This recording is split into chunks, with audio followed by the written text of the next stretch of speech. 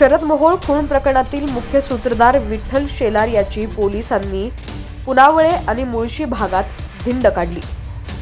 त्याचवेळी पोलिसांनी रामदास उर्फ वाघ्या मारणे याचीही धिंड काढली होती।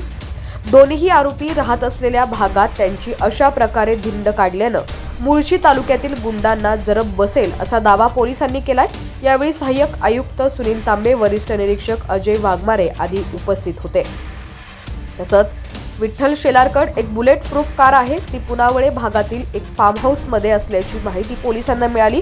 त्यानुसार पोलिसांचं पथक गाडी जप्त करण्यासाठी गेले होते, मात्र त्यापूर्वीच ती गाडी एका ठिकाणहून दुसरीकडे नेण्यात येत होती। पोलिसांनी पाठलाग करून ही गाडी जप्त केली आहे। पोलिसांनी या गुन्ह्याशी संबंधित 5 वाहनं आतापर्यंत जप्त केले। दरम्यान न्यायालयानं शेलार आणि मारणेच्या पोलीस कोठडीत 5 दिवसांची वाढ केलेली आहे।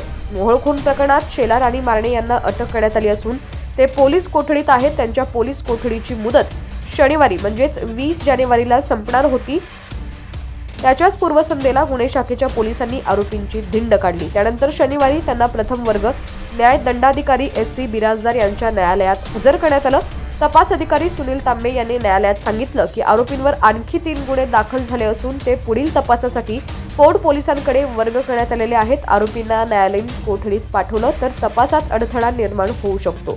अन्य एका फरारी आरोपीचा शोध या आरोपींच्या मदतीनं घेणं बाकी आहे, असं सरकारी वकील निलिमा इथापे यादव यांनी नमूद केले आणि आरोपींच्या पोलीस कोठडीची मागणी केली आहे। विठ्ठल शेलार याची पुनावळे भागात धिंड काढण्यात आली, त्याचा व्हिडिओ सोशल मीडियावरती व्हायरल झालाय। या प्रकाराला बचाव पक्षाच्या वकिलांनी आक्षेप घेतलाय। हा व्हिडिओ पोलिसांनी डिलीट करावा अशी मागणी करण्यात आली आहे। यावर पोलिसांनी तपास कसा करावा हे न्यायालय सांगू शकत नाही। न्यायालय तपासावर देखरेख ठेवू शकतं असं निरीक्षण न्यायालयानं नोंदवलंय। मात्र तपास अधिकारी यांनी बचाव अर्जावर त्यांचे म्हणणं सोमवारपर्यंत न्यायालयात सादर करावं अशी सूचना न्यायालयाने केली आहे।